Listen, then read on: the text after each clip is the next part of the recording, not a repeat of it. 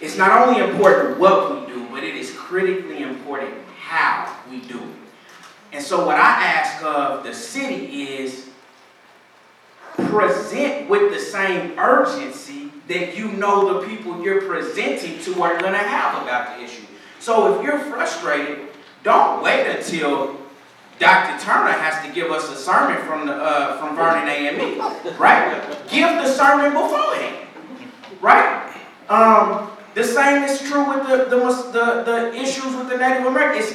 As much as the reason y'all are on this committee is because we listened to people like Eli Grayson and went and asked our city officials, you know what, go get them, because this is that important. So it's not that we don't understand or that we're not there, but think about the situation that just happened. You're asked to give a presentation on something about where you're coming from, and the people that's on this committee feel like they're still being shut out of conversations.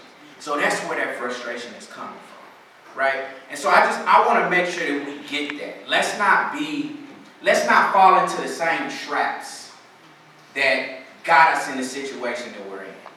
And when you think about what can get you in a situation where there's 100 years of cover-up, 100 years of I don't care enough, 100 years of that's somebody else's problem, then we have to constantly ask ourselves through this process, am I thinking about the other person in my comment? Am I thinking about the other person in my approach? And that's where I'm going to leave that. But I think all of us have that responsibility. And so it's not fair to people who are fighting for folks who they know will never get to see this. We're fighting to rest easy in our hearts.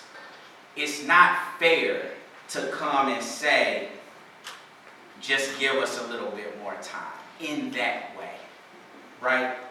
And that's all I want us to think about. If we put ourselves in each other's shoes, what is the passion? What is the urgency? What are the tactics that we would use? Because I think if we do that, then it'll be more fair to ask people to listen with more open ears and be more understanding.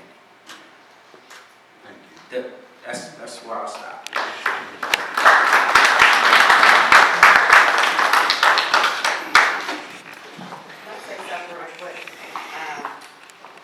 Some of y'all got a predominantly white church. They asked me to come because they wanted to talk about reconciliation, because they didn't trust our city to do the job of the mass graves, healing, helping the city heal. And they asked me a question. They said, Sherry, do you ever think that?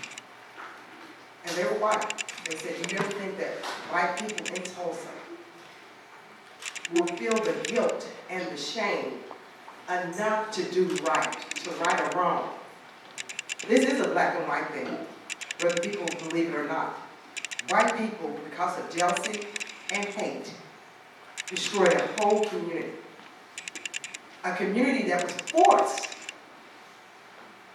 to build their own community because white people didn't want them over across the tracks. So they were forced, and because they were forced to build and they became so prominent, something that we could be so proud of, our heritage was stolen from us.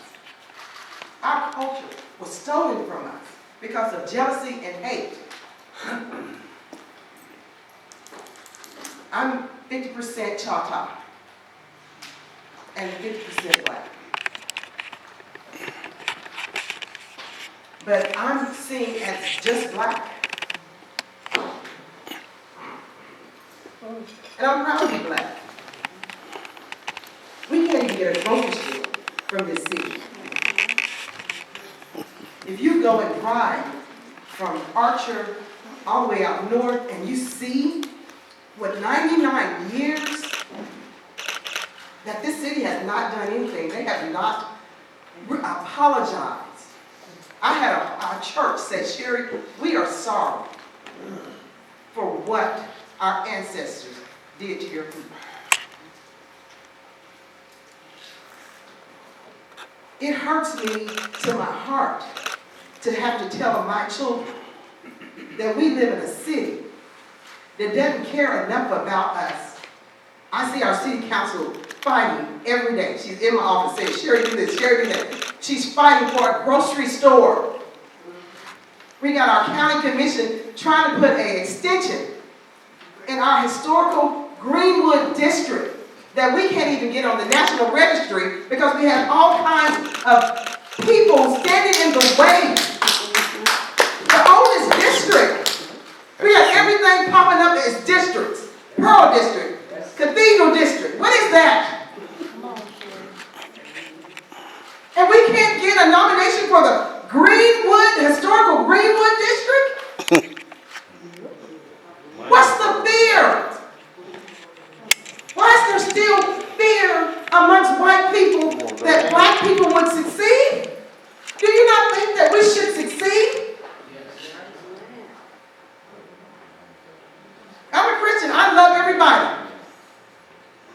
But my people in this city has been hurt. And I have children to explain to them why white people hate you when they love white people.